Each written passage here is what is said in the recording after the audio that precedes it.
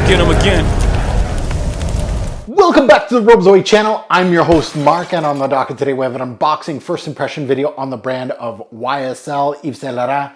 This one called La Parisienne, or is it just Parisienne? It's just Parisienne EDP. This is a, wow, can I call this a classic of the YSL line? I saw it around back in the day. This was released back in 2009. I believe it's discontinued now, but I recall this bottle in this line being everywhere for a while. So let's see if we're missing something or not. When brands discontinue fragrances like this, it all makes you wonder. You know, there's a lot of great discontinued fragrances behind me, and there's some that are not so much. So let's see what we get out of this one. If you haven't subscribed yet, what are you waiting for? I saw a comment just recently, I'm shooting this today, that I have 4 female subscribers, so I appreciate all 4 of you. Smash that like button, much appreciated, especially on the female-based fragrances. Like this video, much appreciated. Merci beaucoup. Now let's take a look at the note breakdown on this one. A very interesting note breakdown, mostly up top. We got blackberry, cranberry, and vinyl. A vinyl accord. So those 3 notes already interest me. The rest of the fragrance I could go without. They're all, you know, stuff that I've smelt before. Nose behind this is Sophie Labbe, Sophia Grossman.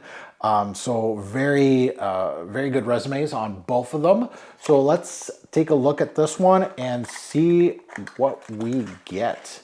And this one doesn't have too much of a dent into it, so it's discontinued now. Now, I don't know what the value of this one is. It's always interesting after I shoot the video, figuring out that a fragrance has been discontinued, just to see, first of all, if Fragflex is still has this in stock, or this was sent back because faulty atomizer, things like that, and they have none in stock, or that the price has skyrocketed of these discontinued fragrances. It's actually $300–400 on eBay, and you can't find it anywhere. Or is it in bargain bins?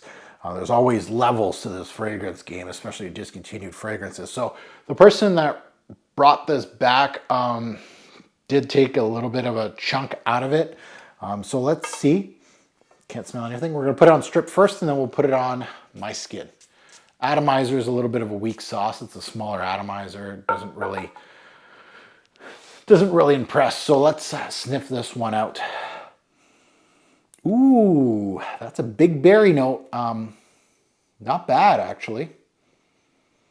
Not bad at all. Blackberry's front and center on this one.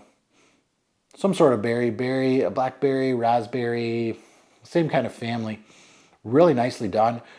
Even the tartness of the cranberries in there too. Wow.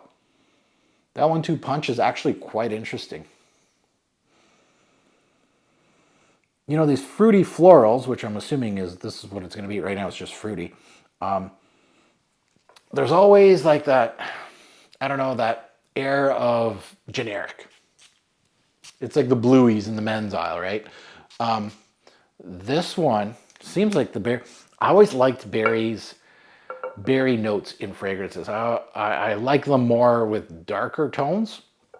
It always does so well. Like, it kind of gets lost, but a good blackberry note or cranberry note with, and I know it was highly synthetic, but, you know, camouflage with an oud wood or a leather or something like that. They work so well together.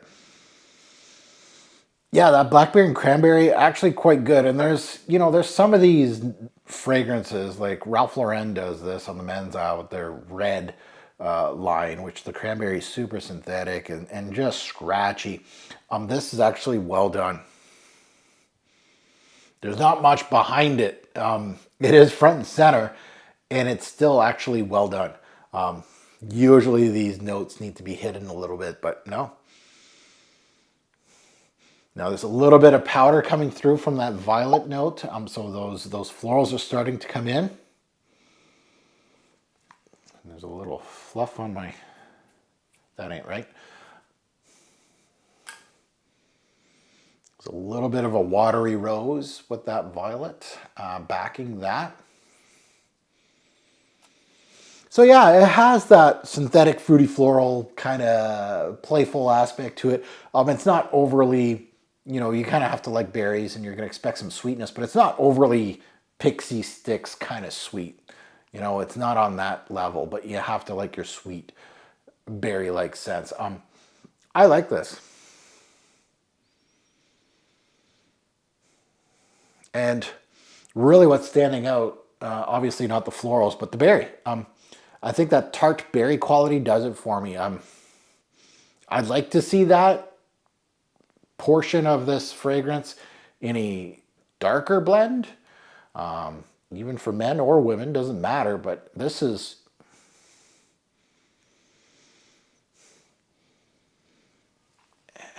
and I'm kind of getting that rubbery kind of facet now. It just hit me. Like that vinyl accord. I don't know. It's not like super interesting or big portion. It's very well hidden, at least for me. It's definitely not primary. Like there is some leathers out there that smell rubbery, that they have like that texture, that smell in a fragrance, and it's not doing that, but it's like a start of something. Yeah. So this fragrance is all about the berries, all about them. Obviously, there's more to it. You know, I named off some florals and stuff, but in the vinyl accord, I'll be honest, it didn't really, it wasn't a big portion of it. Looking forward to seeing what this is going to develop into. It's probably going to get real boring real fast, I would assume, because I'm really attached to that blackberry cranberry kind of vinyl top note. You're going to lose those. They're going to dissipate. They're not dissipating as of the shoot right now of this video, but the violet and rose have come into play. You know, what are you going to get in the back end? Sandalwood, vetiver, patchouli, and musk. There's not much to that. So yeah, good berry note. I'm a fan of this one, right? If you see this kicking around in bargain bins, if you're a fan of berry-based scents, I'd say go for it. Other than that, there's no other real quality in here.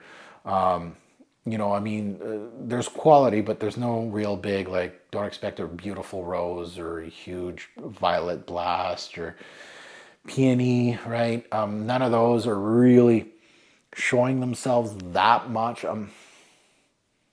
Well, the violet and the rose are going to start being primary, but they're not anything exciting. They're not anything big and bold. Yeah. So now you can find this one. I don't know if you can find it at fragflex.com. Maybe you can at a cheap price. And you can use my code TFG10. You get 10% off, but that is site-wide, so you don't have to buy this. You can buy anything you want. And that's, you know, a great thing about this Fragflex haul is I'm finding some discontinued fragrance also in the women's aisle that are actually kind of half decent. It's not bad. Now that you heard my take, I'd love to see yours in the comments below. Good, bad, and the ugly, right? You can agree, disagree with me. Absolutely love it. Let me know about the performance on your skin, or maybe, right, tell us about the development a little bit. I can't really do that on unboxing videos, so it's nice to see different type of comments on a scent like this. And as always, a great pour fragrance will make a lasting impression. Choose your scent wisely.